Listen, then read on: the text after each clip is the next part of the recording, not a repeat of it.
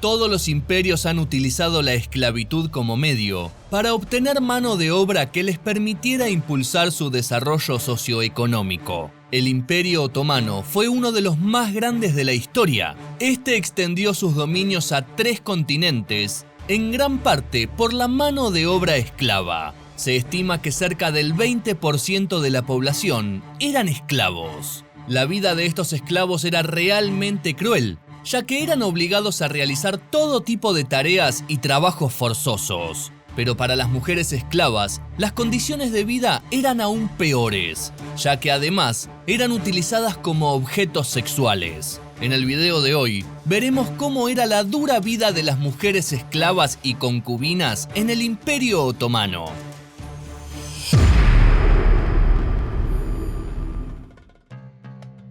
Esclavas en el Imperio Otomano. Las mujeres que eran esclavizadas realizaban generalmente labores domésticas. Además de la segregación por género, se evidenciaba una profunda división racial. A las mujeres provenientes de África se les asignaba trabajos serviles en la cocina o limpieza, mientras que las esclavas provenientes de Europa realizaban tareas más especializadas, como atender la mesa, servir el café o servir de niñeras. Una notoria diferencia con otros sistemas esclavistas es que en el Imperio Otomano la esclavitud era una condición temporal. Las mujeres blancas debían permanecer como esclavas por 9 años, mientras que las mujeres de color solo 7 años, ya que en aquella época se pensaba que no se adaptaban bien a un clima más frío.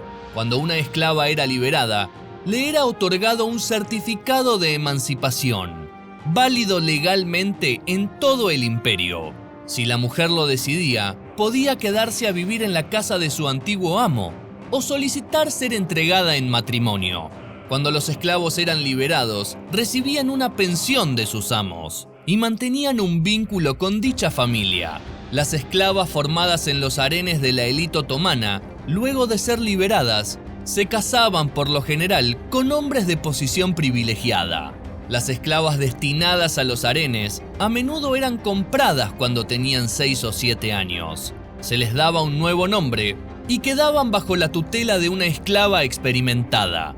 Una vez en el harén, eran entrenadas en las normas de la etiqueta otomana y se les formaba para servir. Como parte de su enseñanza, debían aprender a hablar y leer turco y conocer las creencias y prácticas básicas del Islam. Además, se les enseñaba a coser y bordar. Si mostraban talento musical, aprendían a bailar, cantar y tocar instrumentos musicales. Estas esclavas brindaban entretenimiento a la familia y sus invitados. Otras esclavas eran formadas como niñeras y se encargaban del cuidado de los niños de la familia. Al finalizar su periodo de esclavitud, o incluso antes, eran liberadas, puesto que la emancipación de los esclavos tenía un alto valor moral en el Islam. Gracias a su encanto, belleza, educación y cultura, las esclavas recién liberadas eran muy solicitadas como novias y frecuentemente se convertían en consortes de miembros de las familias que habían servido. Era común que los hombres prefiriesen casarse con una esclava culta por el hecho de que les resultaba más barato que contraer matrimonio con una mujer otomana libre de la clase alta. La labor de encontrar un marido para las esclavas era una tarea que debía realizar la dueña de la casa, y era una cuestión de honor conseguir el esposo adecuado para sus esclavas. No obstante, las esclavas liberadas podían optar por no casarse y permanecer en la casa de sus antiguos amos. La ley islámica regulaba estrictamente la esclavitud.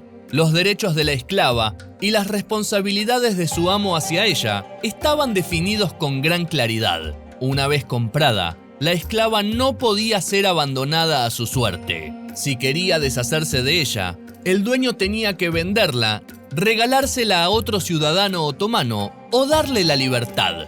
Si una esclava tenía un hijo con su amo, se convertía en madre de un niño y en consecuencia no podía ser vendida o regalada. Quedaba libre cuando su amo fallecía si éste no la liberaba antes. El niño era reconocido como hijo legítimo y por tanto libre, teniendo los mismos derechos que los demás hijos del matrimonio legal. El harén imperial. El harén para los otomanos era el sector donde habitaban las mujeres del hogar musulmán. El harén imperial incluía las casas de la reina madre, de las jasekis, es decir, las favoritas del sultán y del resto de concubinas. También estaban las casas de las hijas del sultán. Dentro del harén se encontraban las esclavas de más bajo nivel, denominadas odaliscas, que se encargaban de todas las tareas necesarias para el funcionamiento del harén. La existencia del harén en la cultura otomana se basa en el concubinato de esclavas de manera conjunta con el matrimonio legal para garantizar la reproducción, especialmente de hijos varones, ya que si un sultán no tenía descendencia masculina, su linaje se perdía con su muerte. A partir del siglo XIV, los sultanes comenzaron a tomar esclavas como sus concubinas, debido a que éstas no tenían un linaje reconocido, como las mujeres otomanas libres que ocupaban el rol de esposas. Temían que las esposas pudiesen tener intereses creados en los asuntos de sus propias familias, lo que afectaba su lealtad hacia el sultán. Este proceso de evolución del concubinato como forma de reproducción igualitaria en la sociedad otomana permitía al sultán tener hijos legítimos sin los riesgos del matrimonio, principalmente el de las posibles traiciones de una esposa. Los sultanes preferían tener esclavas concubinas que le profesaran lealtad total, en lugar de esposas libres con nobleza hereditaria que podían desafiar su poder. Las concubinas del sultán normalmente solo tenían un hijo, puesto que como madre y mentora del príncipe, tenían que dedicarse a su protección y formación. Pero a las esposas no podía obligárseles a tener solo un hijo. Otra razón para que el sultán tuviese varias concubinas que le dieran hijos era la alta tasa de mortalidad infantil presente en aquella época. Los gobernantes no querían depender de la capacidad de una sola mujer para tener hijos varones que continuaran su dinastía. Las esclavas y concubinas del sultán eran las más hermosas mujeres del Imperio Otomano. Mujeres realmente hermosas eran enviadas de diversos lugares como obsequio al sultán. Otras eran compradas en los mercados de esclavos luego de que sus padres las vendieran o fuesen secuestradas. Familias georgianas, circasianos y de otros pueblos cercanos animaban a sus hijas para que se convirtieran en concubinas a través de la esclavitud, ya que así podrían tener una vida cómoda y llena de lujos. A pesar de ello, no todas las esclavas que llegaban al harem se convertían en concubinas. Había tantas que muchas de ellas no eran presentadas al sultán y se convertían en odaliscas, es decir, en las sirvientas de las esposas y concubinas. Dentro del harem, la mujer más poderosa era la valide sultán.